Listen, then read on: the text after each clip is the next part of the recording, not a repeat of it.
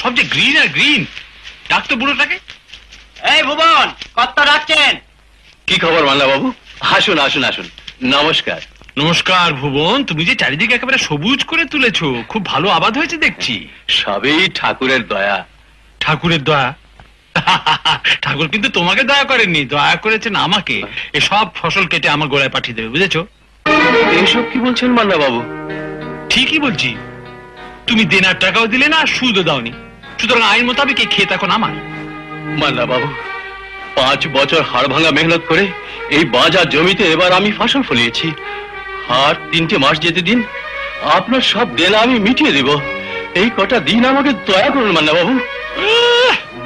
বেটা আমাকে শাসিয়ে যায় আর বাপ বলে দয়া করো। কেন, ওরা কিছু করেছে বুঝি? আমি ওর হয়ে মাপ চাইছি। ঠিক আছে, কিন্তু পিঁপড়ে পাখা গজায় মরবার আগে এই কথাটা ছেলেকে বুঝিয়ে দিও। বুঝিয়ে দিয়ে।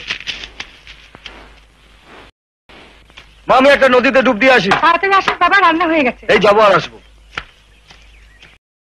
এই ঘোড়া, হ্যাঁ বাবা। তুই দেশশুদ্ধ মানুষের সাথে ঝগড়া করে বেড়াস কেন?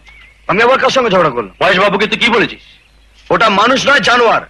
কালকে গাঙ্গে একটা কুমির সুলেমানকে খতম করে দিচ্ছিল। ওকে বাঁচাবার জন্য মহেশবাবু জালটা ছেড়ে গেছে। আরে ওর তো ভাগ্য ভালো ছিল, প্রাণে বেঁচেছে। কিন্তু ওনার মানুষের প্রাণের থেকে জালটা বড় হয়ে গেল। আমার জাল ছেড়ে গেছে, আমার হ্যান হয়েছে, আমার ত্যান হয়েছে, আমাদের পয়সাও দেয়নি। আহা, বুঝলাম, কিন্তু মহেশ বাবুর লোকটা খারাপ। ও ভালো করতে না পারলে মন্দ করতে পারে। তুমি তার জন্য কিচ্ছু ভেবো না, ও শালাকে আমি দেখে নেবো।